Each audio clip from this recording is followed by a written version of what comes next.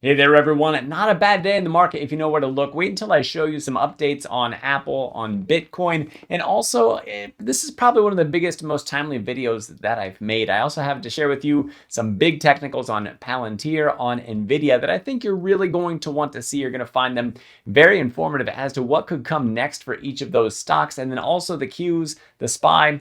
Also very big moments for them as well. And then I'll also, of course, give updates on BigBearAI. Wait until you see how well the technicals played out on that. If you've been watching my videos and find those technicals, you probably could have found yourself some pretty decent trade opportunities, whether bullish, bearish, whatever you name it, sharing it with you. And they just keep on playing out pretty much as I would expect them to play out, at least in terms of support and resistance, making it a fairly tradable thing. And then SoundHound also reporting their earnings. We'll see how the price action goes and see if there's some trading opportunities for SoundHound stock tomorrow as well. So guys, over at the Discord, lots of trade wins popping off. 808 Tensei, one of our panel experts like me, Stockmo also posting over there. So 808 Tensei up 86% so far on the ETH play. Costco options, call options by Stockmo. Looks like we got 20%, 41% on that. And then moving on from there, DraftKings popping up a winner on there from Arkansas Dog.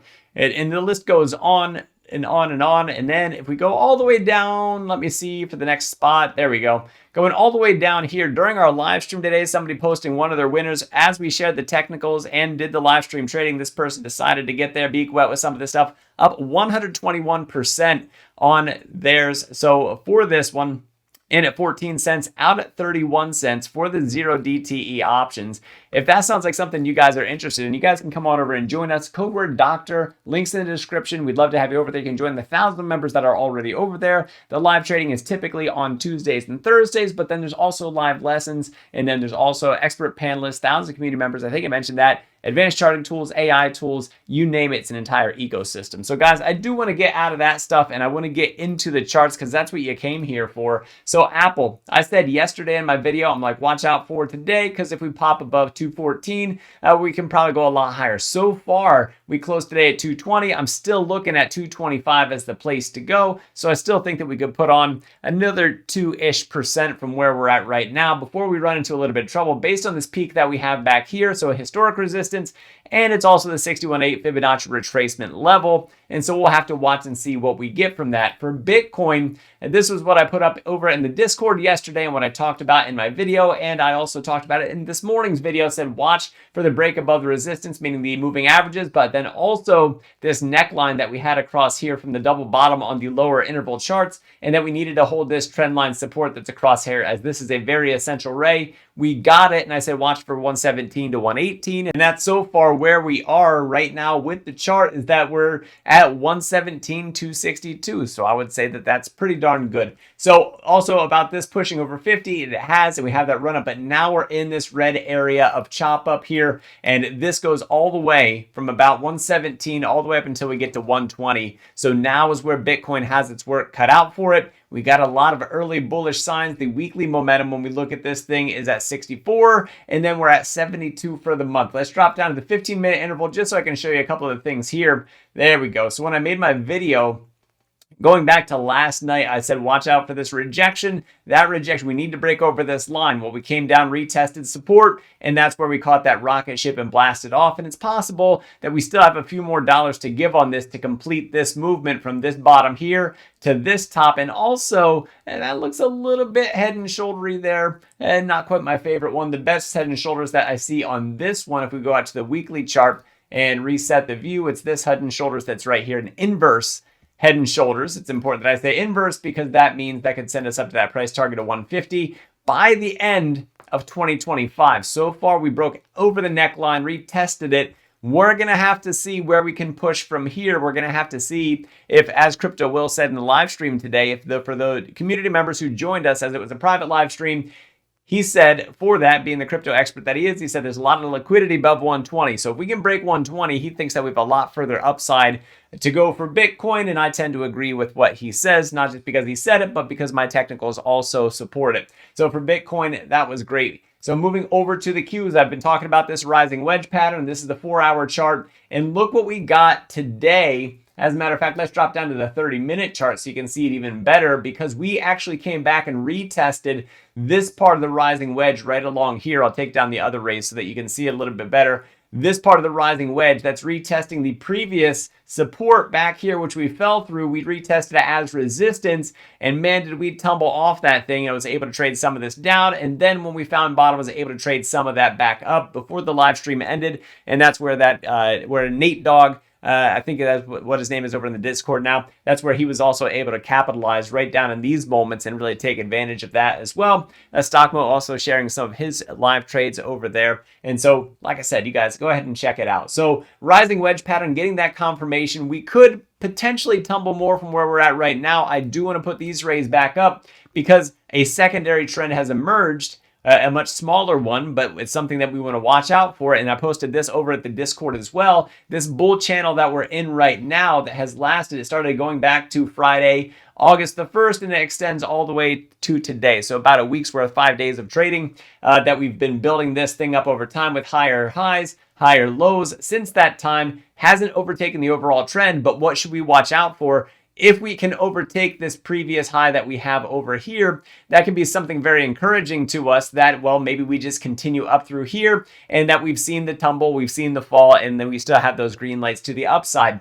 If we see a higher high put in, that's great. The other thing that we want to watch for is, do we get a lower low from this? Do we actually take that low and actually drop down where we'd turn around before we get to that higher high, which we have these pivot highs that are up here from earlier historically that happened right around 572, 574. If we turn around too soon and put in lower lows and drop out of this thing, that can tell us that we're going to sell off further. So watch this. This is the 30-minute chart on QQQ that we're looking at. Watch for this continuation in the bull channel. Watch out for trouble around these previous pivot highs. Watch for a double top. And also we can watch for a sideways consolidation from here too as the market sort of makes up its mind. Next week is a huge week, by the way. I can't say that enough, that next week with the inflation reports that we have going on is going to be pretty big for us. Michigan consumer sentiment also comes our way, at least the initial one, and next week on Friday, so we want to watch out for that as well. And then we have any number of just other catalysts that can happen. So we have the layoffs to watch out for. So that those labor reports happen on Thursday, and then the next big one isn't until we start September. And if September goes badly, poorly too for non-farm payrolls and unemployment, that I think would be enough to trigger that sour September that we tend to get in the market and see that weakness. I don't know if we'll see it in August. Maybe we continue in this bull channel that I had just shown you, and maybe September is that triggering event. I think that we keep on watching the technicals, watch some intraday ones, watch some longer term ones to get a really good feel for what's currently going on, at least in a near term sense and on a micro sense, and then in the charts from a technical standpoint, what's the larger picture of the technicals, because right now the larger picture still says generally bullish. So we might have some near-term pullbacks like we did today, where we end up pulling back from that peak that we saw, and then we might have some other times that we find a nice bottom on things, and then we start wildly turning back around again. So I think that that's where we're at right now. Yeah, we sold off a little bit today, generally still in bullish territory. Watch that bull channel. I think it's going to tell us a lot. Like I said, this video is huge, very timely for us. And if we go to SPY, there we go. It actually helps if I click on the window, SPY, perfect. And for that one, let's go out to the 4-hour chart so you guys can see the rising wedge. Pretty much the same thing that we had for the Qs. Well, look what happened today. Although this was during the pre-market hours that this happened, that between 4 and 8 a.m. as it's the 4-hour chart, that we hit up there on resistance and then got that rejection. Pretty much pixel perfect on that one as we sold off, and then that nice long wick forming at the bottom. It signaled to us that we were going to at least have some temporary relief. And if we drop down to the 30-minute chart, we have a pretty much the same view as what we had for the Qs. I think there's a little bit more slop to this one, if you will. So if we click right there and then go along these, you guys can see that we're pretty much still have that bull channel type look for this, at least along the top and along the bottoms of these. There we go. And it looks like we may have already, at least as far as SPY is concerned, maybe started to give back a little of that, because this could be that trend break. We're going to have to watch and see what we get from SPY. I'm going to say the same thing that I did from QQQ. Now, mind you, this is not a lower low. It's still higher than this previous low. We want to watch for those higher highs. I don't have complete technicals on here because I wasn't day trading with SPY. I was day trading with the Qs with some 0 DTEs, and that's why I don't have as fully filled out. But we still have the rising wedge. We still got that confirm of that retest of previous support as resistance. Over here, the support failed. Here we got retested with it as resistance, got the rejection, sold off. And if you guys were ready for it, you were able to capitalize on it. So we actually see more signs of this throughout the market. I'm going to show Palantir and NVIDIA. And I'm bullish on both of those long term, but I'm still going to watch for those signs that opportunities might come our way with some price weakness.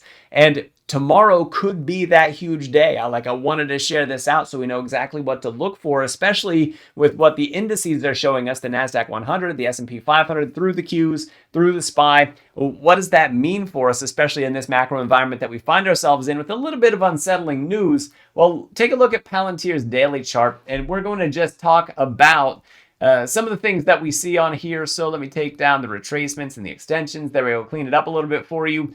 Yeah, there was a rising wedge before earnings, but earnings was that catalyst that kicked us out of it. So it's like, well, the bulls and the bears kind of arguing, maybe a reversal, never got it. Then we popped up above it. Well, we got sort of an indecisive candle today. The next candle can show the continued direction that we take. So if we pop green tomorrow, up above this, where above the previous close, we could continue in the upward direction. However, if we open down below where we opened yesterday and we get a candle down below that, that could tell us that we've seen a temporary peak and we might sell off. Let's drop down to the 15-minute chart for this because we get even more information because we have a rising wedge pattern that suggests that we can pull back to 171 to 173. Those are the numbers that I have on here for Palantir from this rising wedge pattern.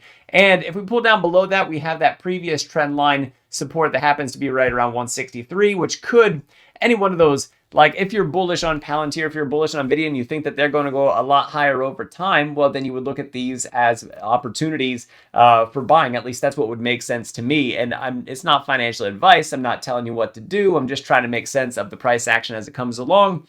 And from a long-term investment standpoint, if you expect these stocks to go wildly higher than what they are right now over the long term, well, then you should be happy about lower prices unless you're caught up in margin or something like that and it can lead to margin call, well, then that's not necessarily so happy. But let's go over to NVIDIA because NVIDIA's daily chart is also showing us a rising wedge pattern with pretty much the same candle that we saw with Palantir. Just instead of being green, it happens to be red. So we want to watch for the next candle to get an indication of direction. We could continue marching up through this rising wedge pattern, or we could tumble down the next day and find us outside of this rising wedge and seeing a little bit of a bearish reversal. And now, mind you, I don't think means reversal out of the bear trend, but out of the bull trend into a bearish one, but it is one that could de-risk a little bit along the way, especially if the overall indices show some weakness. Not only do we have that rise in price over time in this rising wedge, but we also have weakness in the momentum for this stock. Well, some weakening. And that weakening right here with the price action rising up, that is known as bearish divergence, where we could see that red candle today, tomorrow, and then give back a little bit more, falling out of the rising wedge. Remember, it's not until you retest support as resistance that you would really go through and confirm that pattern. But it is somewhat likely that in the near term that you could see some price weakness for NVIDIA and for Palantir. And if you're a long-term investor, like I said, you shouldn't necessarily be upset about such things. But NVIDIA's chart, absolutely intriguing. Palantir's chart, absolutely intriguing. Although for Palantir, it's fighting that fight right now to get it. It has come out of the rising wedge, and now it's fighting to see if it's going to retest and fall or if it's going to retest and break back into that rising wedge pattern. So if we get rejected about where it's at right now, we could see Palantir making that march down to 171 to 173. And then for NVIDIA, I don't think it's nearly as bad. I think we end up back down here at about 167 up to about 170 based on this rising wedge pattern that we have here. Maybe we see a little bit more. I don't know that it's going to be major necessarily because there's not a lot of space there. And then from this peak that's up here, if we fall out of this thing and retest, maybe 165 would be about as low as we go, but earnings catalyst coming up, that can wipe out everything. Much like what you saw with the Palantir chart, where we were in that rising wedge, earnings were great, and then the rising wedge was just canceled. Now it's in a new near-term rising wedge. We want to watch and see if it starts to give back a little. So Big Bear AI, the technicals, as I mentioned before, wait until you see the support that we touched on pretty much perfectly in this one. And it's actually really good feedback to us for, what to expect before Monday evening's earnings for Big Bear AI. And then we'll get over into into SoundHound as well. So for Big Bear AI, for the daily chart that we have here, check this out. So I've had these trend lines on here, and I said watch for that touch down to support right at 640. Our low today was 639. So we came within 1 penny of that before retracing back up and closing the day at 661. And not so bad. Going to the 30-minute chart, you can see a little bit more flavor on it, that we were in this support. We could not break up above it, so instead we tested the floor, fell through it, so then we came back to the next support, and that's what I said to watch for in my morning video. If we don't hold the floor, watch for us to break down to 640, and then what to do should we find ourselves under that. However, today we didn't, but now this green area up here that was support for us, I'm sorry guys, I gotta flip it over to red. There we go, for the time being, because we're down beneath it. Now we gotta look and see, will resistance hold? Or is it going to turn back into support for us? We're going to have to watch and see that number. Now, mind you, we have some wicks down here a little bit lower. 667 up here. I have this resistance at 671, and we actually peaked out. It looks like 667. So far, this came to the low of these candles that we had the previous day. So that's something to watch out for. And so just going back to the daily chart for a moment, you might happen to notice that we are in a consolidation pattern so far, as we have the lows coming up. We have the highs coming down. We did actually put in a higher low, but we also have lower highs. We definitely want to get back up above the mid sevens in order to really start to see this have some ability to get back into the eights. Until that point in time, it might take earnings to see that catalyst. And with that in mind, let's go over to SoundHound, because they had their earnings.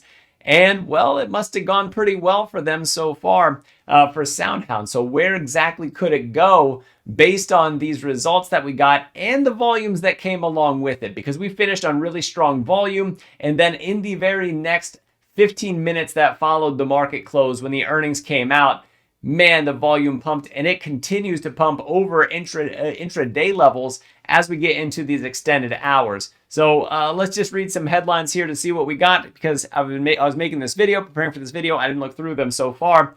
All-time high revenue of $42.7 million, up 217%, and they raised the full year outlook. So they're showing demand for the AI voice work, so that's absolutely perfect. The revenue estimate came in at 32.9, so they actually had like a 33% beat on that one, and that'll be reflected pretty soon in TradingView, I'd imagine. And it looks like their loss per share 3 cents.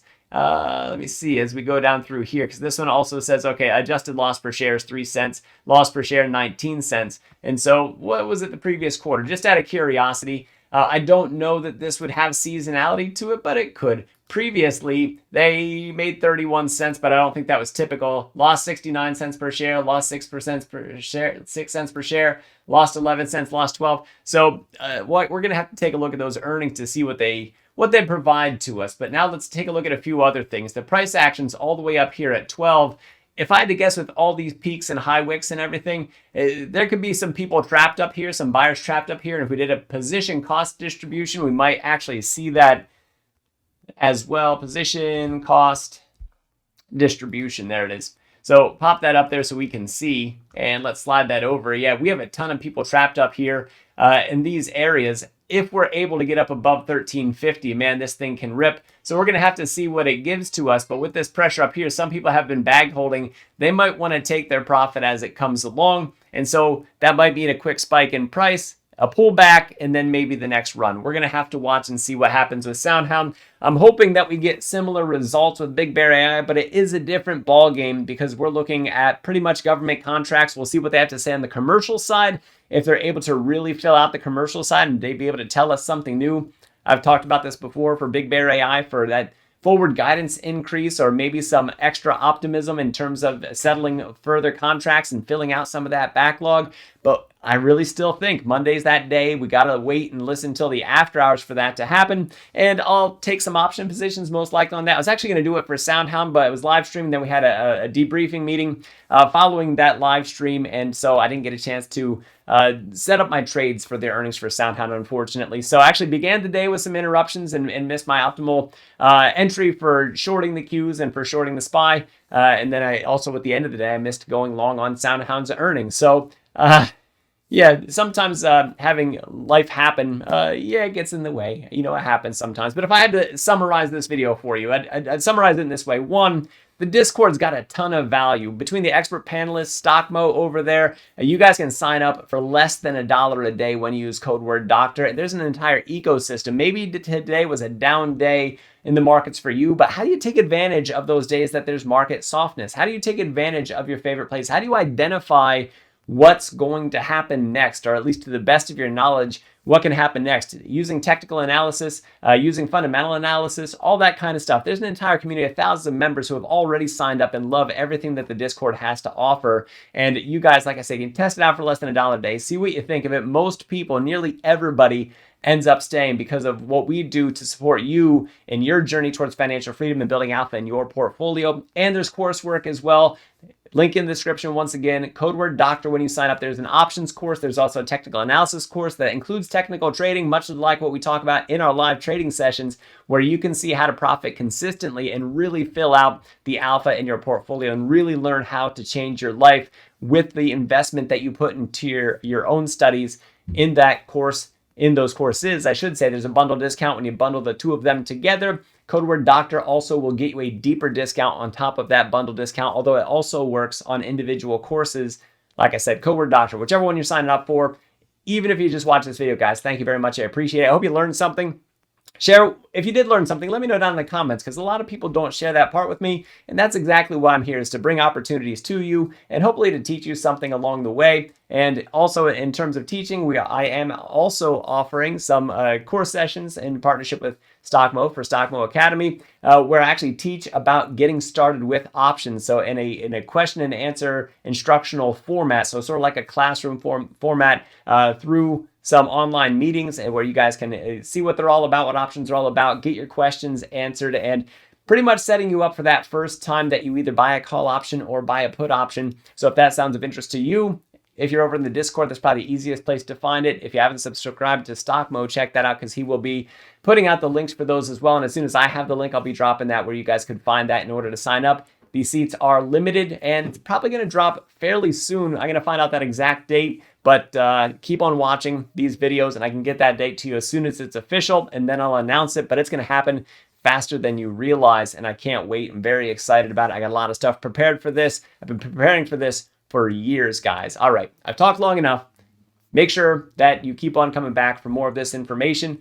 Check out those links if you're highly interested in what we got to offer beyond just YouTube. I really do appreciate it, guys. I am Dr. Stock, Doctor of Education. Remember, my friends, that learning is earning, and we'll see you next video.